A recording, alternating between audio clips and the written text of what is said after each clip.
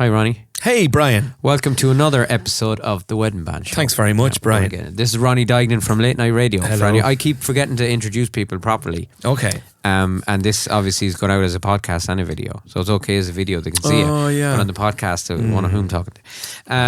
So on today's episode, what I was going to get out of you is what's the best wedding band music? As in, a couple are looking for a band.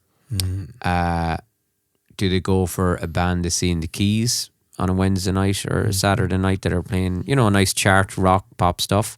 Do they go for a country style band, loads of jives and waltzes? Something in between? Yeah. That's a really good question. What's your thought? That's a great question because you can do, like people will say... It kind of goes to the question of when somebody rings you up and go, what do you play, I suppose? Yeah, my first question... I answer that with a question every time. So I'd always say, well, what are you into? What do you like?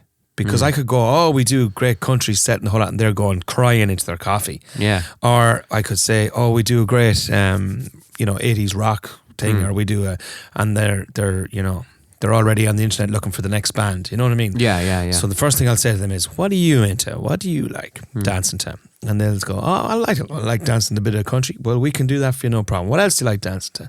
I like a bit of 80s music. Yeah, great. We can do some of that for you. Yeah. That's the way I approach it. Yeah. Because you could be selling a dead horse. You know? Yeah. Let's be honest about it. So what works? I look at party music, and I know it's a very open sort of thing, party music, but stuff that works is stuff that worked in the decades that worked in the decades. Sorry.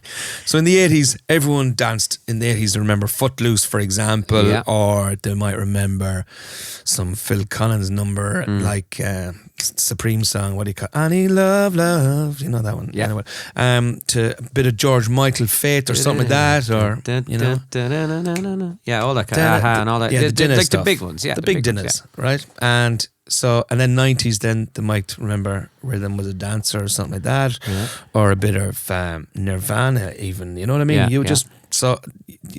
What was big then? There's no point in doing the B-side of something from the 80s. It's just not going to work. It might be one of your favourite songs. And again, with the 70s and stuff like that, Jackson's and Stevie Wonder stuff, and good party songs that people know, without going too cringeworthy, And I think for a wedding, though, you need to have a band that kind of do a little bit of all of that. Absolutely. Rather than... I mean, look who's in front of you. Yeah. You've got Granny Graham's. You've got Short Pants. That's going to be about 12, 14 years of age, maybe. Yeah. You've got Uncle Tom, who, wears the AC/DC t-shirt but never really bought any of their albums. Yeah. You have a whole mixed bag of people who are into different things. Yeah. And then you have, McFlavin, number one. Yeah. So you have to kind of make cover for everybody. I think the key, and this is something that I kind of learned a bit over the years, it mightn't necessarily be the actual songs you're playing. It can be the level at which you're playing those songs. I find too it's when you play them in the night. It is too. That's a bit of it too. But if you're playing, I've been to see country bands playing, for example, and a good country band has a big bottom heavy sound. Oh yeah.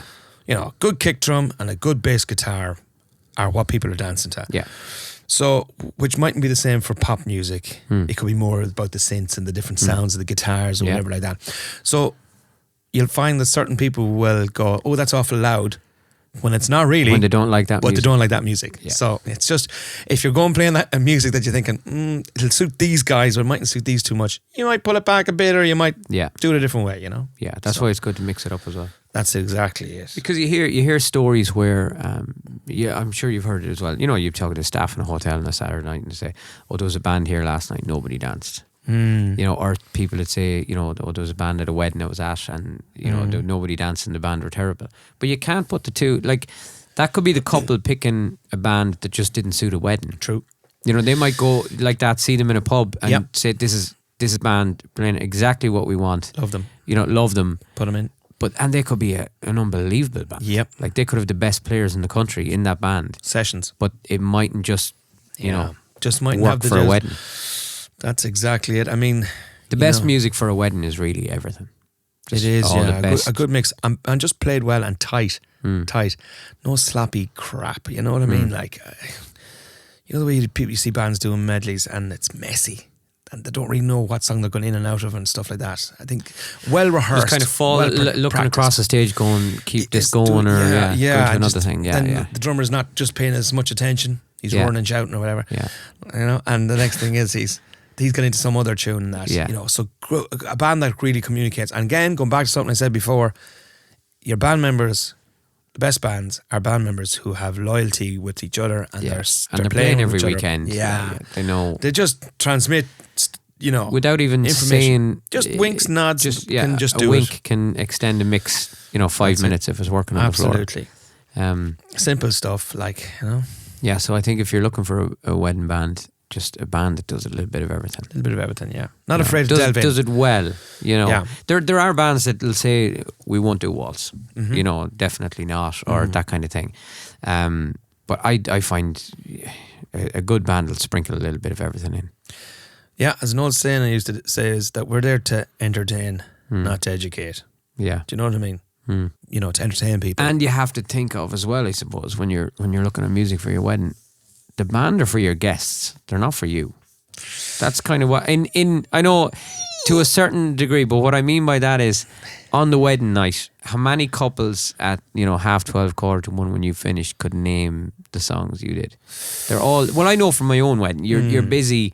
Yeah. Everyone's talking to you. Oh, the food was lovely. True. Thanks very much. The dress is fantastic. That's Beautiful. what they're telling me. All that kind of thing. I know. So they're you're not busy. really. And I think the most important thing for every couple is that the floor is full. So you need a band that are playing for your guests. Rather than You do. you might you be do. the And most biggest people David know Bowie that. fan in the world. Yeah. But his doing 3 of his songs in a row. Most people, in fairness, are very good for that. Yeah. They are conscious of uncles and aunts and different people they have the dynamic of their crowd, Yeah. their guests, and and fair play. And that is the way to look at it, really, as well, because you want people to have a good time. Well, obviously, you want a band that you enjoy, but I just think the band is there for your guests more than You know for what some people do, and I think it's. We've got one of them coming up now soon in March.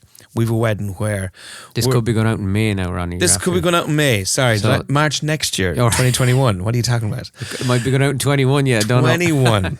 It's March 22. How are we doing? We're talking to you from the future. Yeah.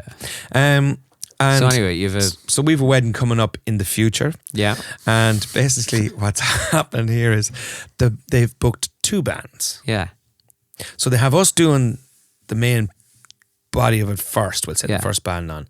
And then the second band are a total indie band. Yeah.